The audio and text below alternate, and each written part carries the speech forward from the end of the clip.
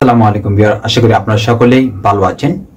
টি-20 বিশ্বকাপ 2 দিন আগেই শেষ হলো, যেখানে ভারত দ্বিতীয়বারের মতো টি-20 বিশ্বকাপ চ্যাম্পিয়ন হলো। টি-20 বিশ্বকাপ শেষ হওয়ার আগেই তাদের যে কোচ রাহুল দ্রাবিড় ঘোষণা দিয়েছিল যে এই টি-20 বিশ্বকাপের পর তিনি আর ভারতীয় ক্রিকেট দলের কোচের দায়িত্বে থাকছেন না। এক্ষেত্রে পরবর্তী কোচ কে হবেন ভারতীয় ক্রিকেট দলের, তাদের মধ্যে যারা আগ্রহ দেখিয়েছেন, যারা বলতে কি একজনই আগ্রহ দেখিয়েছে, সে হচ্ছে গৌতম গম্ভীর। আর গৌতম গম্ভীর আগ্রহ দেখালো, সে আবার ভারতীয় ক্রিকেট বোর্ডকে 5টি শর্ত দিয়ে দিয়েছে এবং সরাসরি বলে দিয়েছে তার এই 5টি শর্ত যদি ভারতীয় ক্রিকেট বোর্ড মেনে নেয় তাহলে সে ভারত জাতীয় দলের কোচ হতে আগ্রহী। সে যে 5টি শর্ত দিয়েছে তার মধ্যে প্রথম শর্তটি হলো ভারতীয় জাতীয় দলের সকল বিষয়ের ক্ষমতা তার হাতে থাকবে, সকল বিষয় তার নিয়ন্ত্রণে থাকবে।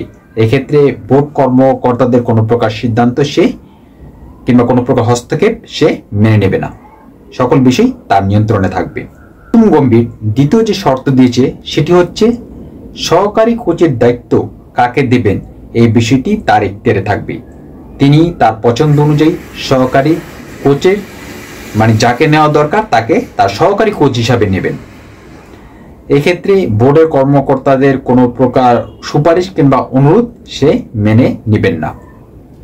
তৃতীয় যে শর্ত সে দিয়েছে সেটি হচ্ছে টেস্ট এবং ওয়ানডে এই দুই ফরম্যাটের জন্য, সাদা বল এবং লাল বল এই দুই ফরম্যাটের জন্য, টেস্ট এবং ওয়ানডে কিংবা টেস্ট এবং টি-20-র জন্য সে আলাদা দল চেয়েছে। তাকে আলাদা দল দিতে হবে এই দুই ফরম্যাটের ক্রিকেটের জন্য। চতুর্থ শর্তটি হচ্ছে চ্যাম্পিয়ন্স ট্রফিকে নিয়ে। ভারতীয় যে 4জন সিনিয়র খেলোয়াড় আছে, রোহিত শর্মা, বিরাট কোহলি, রবীন্দ্র জাদেজা এবং মোহাম্মদ শামি, এই 4জন সিনিয়র খেলোয়াড়কে চ্যাম্পিয়ন্স ট্রফি জিতিয়ে দিতে হবে দলগতভাবে।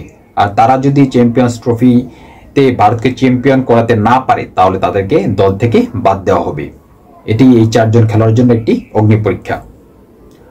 পঞ্চম এবং সর্বশেষ যে শর্ত সেটি হচ্ছে সে দায়িত্ব নেওয়ার পর থেকে 2007 সালের যে ওয়ানডে বিশ্বকাপ আছে সেই পর্যন্ত তাকে কাজ করার সুযোগ দিতে হবে।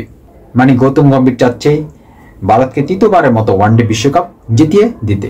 এই 5টি শর্ত যদি ভারতীয় ক্রিকেট বোর্ড মেনে নেয় তাহলে সে ভারতীয় জাতীয় দলের কোচের দায়িত্ব নিতে সে আগ্রহী। ভিডিওটি ভালো লাগলে অবশ্যই লাইক করবেন এবং বন্ধুদের কাছে শেয়ার করবেন। আর আপনার যদি কোনো প্রশ্ন থাকে অবশ্যই কমেন্ট করে জানাবেন। খেলাধুলা সংক্রান্ত ভিডিও পাওয়ার জন্য চ্যানেলটি সাবস্ক্রাইব করে রাখবেন।